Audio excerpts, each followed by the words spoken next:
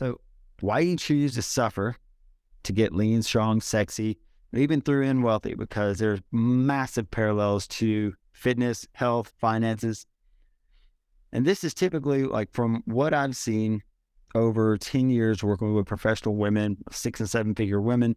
Uh, they know what they want. We've discussed that at depth. They've designed this life that they want. They come in and things are just like effortlessly falling into place. Scales dropping. Those tight pants are getting pretty loose now. They're even getting compliments from their husband. I was like, you know what? You haven't smiled like that in a long time. I haven't heard you laugh like that I can't even remember. Like, what you're doing is definitely working. I'm extremely proud of you. You tell your friends, like, I'm just hitting my calories, my protein target. I'm following the training program that's designed for me. And I'm just making sure to hit my steps like consistently. Like, that's it. Then, like, this old programming, the one that you followed prior to HPH, kicks in and it says, wait, how can it be this easy? Like, something's wrong. This shouldn't like just happen. So then you insert that script of the old programming of, yeah, you know what? I've done this before, and the weight just comes back, and then I'll have to fight daily to grind this weight back off with just extreme intensity, workouts or food restriction. And when I earn it, I'll be happy. That's when you start to sabotage yourself, your progress, your future desire. Whatever calorie goal set too high and you're consistently off plan, or it's too low and you're consistently off plan. You're thinking about going back to that cleanse, maybe try fasting again, even during HPH. The training program has been designed for you now in inconvenience, and you're just going to, it's going to work out with a buddy, or go back to the beach body workouts that you were doing prior to. The Wednesday night calls are just the same old thing. All we talk about is mindset, and I'm good on that. Notice the laughing face emoji. Like, the day that you are good on mindset is the day you have made the decision to stop growing. 100%, like, full stop. Or, I'm just going to talk to an accountability partner instead of jumping on the Wednesday night calls. Listen, the greatest accountability you can have is self-accountability to the future you. If what you want is anchored at such a level that means anything to you, the level of accountability you require is, do I know what I want? Is my behavior matching to that? Are my behaviors aligned to my desire? That is literally it. Like, we have these calls, these are great for accountability as well, but there's nothing that's going to take the place of self-accountability when you have set your goals to at a depth and a level of anchor that is compelling. So where does this self-sabotage script come from? And this is something that it's taken me a while to really figure out. I had to have a lot of consultations with mental programmers, and it was never anything that was okay, this is obvious. This is the problem. On the surface, sure, CDE, hit your calories, hit your protein, follow your workouts, hit your steps. It's super easy. That's a super high level. But if there is an old program in there that we're following and we're trying to constantly override without knowing that it exists, but we can pull it out and rewrite the script and put in a new program that will serve us and our goals. Like, what is going on? Like, where are we consistently self-sabotaging? So I guess the first place is, like, where is the script? Like, did you write this script? Like, did you write the script that is informing your mental programming to seek suffering to achieve anything? Or when did you decide that you have to suffer to have what you want? Did you even make that decision? Did you sit down and actively make the decision to, I know I want this thing. It's going to be great when I have it. It's going to be awesome when I feel like I've earned it. Whole nother conversation. and I'm going to have to suffer. I know I'm going to have to suffer to have this achievement. Or did you accept this same impression, maybe dozens or hundreds of times like throughout your life, that shaped that programming? So here's the good news. You probably didn't sit down and write the suffering script. You don't want to suffer for your desire. You didn't actively decide to suffer. So why do you feel powerless to self-sabotage? All right, here we go. Anyone that looks at this image can feel the stress, the pain, the anxiety, the feeling of failure in this lady that's over her laptop and has her head in her hands, right? Like, this is anxiety at its finest. This is a portrait of someone that feels like they are failing in the most miserable way humanly possible. This is also what we know as like the hero's journey. So what's the hero's journey? Okay, so this is the dream. Man, when this happens, oh my God, one day I'm going to manage this place. One day I'm going to be the CEO. One day I'm going to have that house on the hill. One day I'm going to be that person that flies around all the time and just is jet setting. Then you have the journey between the dream and the goal, which is, you know what? You're here to get coffee. You get coffee, and that's what you do. If you ever get good at getting coffee, you're going to get really good at getting more coffee, because that's all you're ever going to have open and available to you. Anything that you actually want is probably never going to happen, but you can feel free to dream. So you got the hero's journey. It's like, I've got this massive dream, and now I'm going to suffer. And I'm going to suffer a really long time. I might have to suffer 10 years. I might have to work my way out of the mailroom or whatever. Like, we've all seen we all heard the stories, or all seen the movies. And then finally, the goal. They became the CEO.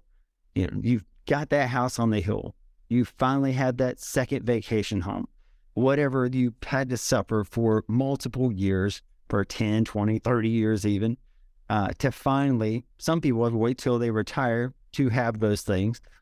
Some people have to suffer for years and years to finally have what they want from this hero's journey. This is just the framework for a feel-good movie. Like, a movie requires a hero's journey. Like, how many movies are out there? I think one of the movies I think of when I think of like the hero's journey, who was, besides like Rocky, who was a person that was, you know, trying to make it and had their son and was dragging them from stop to stop, as a Will Smith movie. I think it was like was it Pursuit of Happiness? That's what it was. And he finally got this job at this firm and all that, but this whole movie was just struggle after struggle. And oh my God, how can it got worse. Oh my God. Like, this is awful for this person, feel awful for him, feel awful for his kid. And thank God he finally, you know, landed that job at the very end. And now things are looking up. Your life does not require that you follow the hero's journey. I think some people are going to feel a relief from just hearing this. I think some people are going to actually feel their shoulders drop when they hear this, because no one's ever told them this. And in some way, for some reason, unconsciously, they've built this script that they have to suffer to have anything that they desire. So through countless impressions, our unconscious has accepted that this is the reality attached to achievement. So we have to find and delete that program. And maybe this is a question that you ask yourself, like just like the questions that we asked earlier, like, am I following this program? Is there some part of me that believes I have to suffer to achieve anything? If so, this is just an audit. This is just an assessment. There is no pass or fail. but you are definitely going to help yourself in the long term, in the 10, 20, 30 years. You're going to help yourself and put wind in your sails when you find that program that you have to suffer as a prerequisite to success, and you delete that program. Now that you know that you previously, didn't either know or have the power to pull out that old script, you can rewrite that new program. Suffering is not required script. Because that's make believe. Like, movies are make believe. There's no one here that is telling your kids, like, yeah, everything you see on TV and movies is real. Adopt it, because that's the world that we live in. Whether you can fly around or whether monsters are real, that doesn't work. Like, no one's telling their kids that, right? We want them rooted in the reality of their world, and not this world where they believe they can jump out of a second-story window and just kind of float down to the ground. So I think this is the time that I want you to maybe pause this video if you're watching this on replay, and ask yourself, like, who are you, like, right now? If you are unconsciously, like, accepting these impressions from all these movies, from all these stories, from all this time of your life, and that has shaped this program to where you feel like you need to suffer, that is required to suffer to have what you want, then who are you consciously allowing to speak into you in real life? Influencers? Are these CEOs? Are these celebrities, authors, Fitspo, other trainers? Like, what? Who are you following? Who are you accepting? Right? Who are you accepting the information from? We talked about Goggins earlier. I decided a long time ago that I'm not going to allow myself to be in this place, in this space of telling people that they're not worth anything, that they're useless and worthless, unless they force themselves to, work out so hard that they're breaking bones or anything like that. I think that's stupid. I'm not going to align with that. Therefore, I completely reject anything that mother says. One, and two, like, anytime that someone shares this stuff with me, from anyone, not just Goggins, there's a lot of people who have jumped on this bandwagon of it has to hurt, because if it doesn't hurt, well, you didn't work hard enough. You have to suffer, because if you don't suffer now, you're not going to be able to reap the reward later. Pain today, pleasure tomorrow. Like, that's not my reality. That's not the reality I choose to live in, and I 100% believe and know that I can shape my reality. And if I allow those things to come in here, like I told you guys, for the last few weeks, like, when people are saying things to me, or I'm reading something on Facebook or Instagram, like, I am automatically, nope, delete that. Like, that is not coming past here. I'm not accepting that. I'm not allowing that. I'm definitely not aligning to it.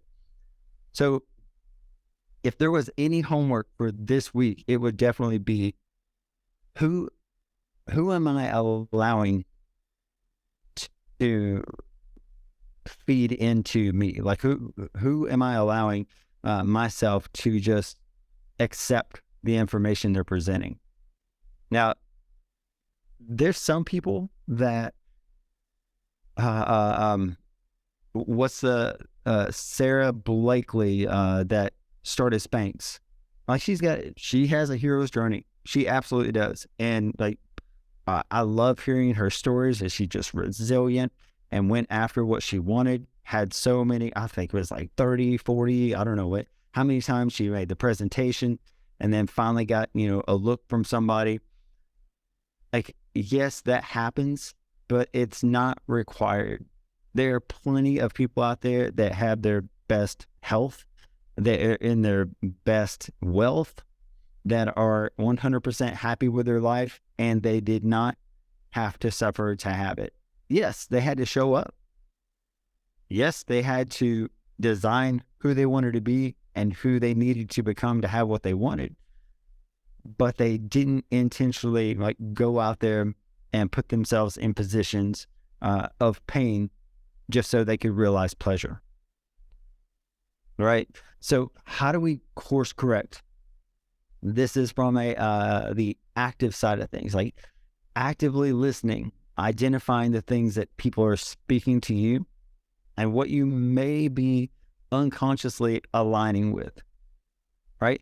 Is that someone that you're following? Is that a friend that you're picking up some traits, some characteristics, some ideas that maybe making you feel like I'm a little out of alignment here from what I know I want, what I know I deserve, and what I know that like I 100% desire. And you also know that you have those desires attached to, and then after that happens, this is going to happen. Like, delete that info as necessary. Like, you guys know that you have the power, you possess the power to delete the information that is presented. You do not have to accept it. It can fall right here and right into the trash can. It's still like, this is still going to require responsibility, but probably the best thing I could say here is that you don't know what you don't know. And when you take that deep look and you do that audit and you learn that I may actually feel that way, and I don't know why. I've never really set out and said, okay, I want this. I'm going to suffer for it for a long time. It's going to be so worth it when I have it. That may be something, again, like presented, projected from like parents or something. But audit, check and see if that program is in you. Pull out that old, you are required to suffer program and install that no suffering required program. Things are going to be easy and effortless to achieve once you have eliminated internal resistance to achieve them.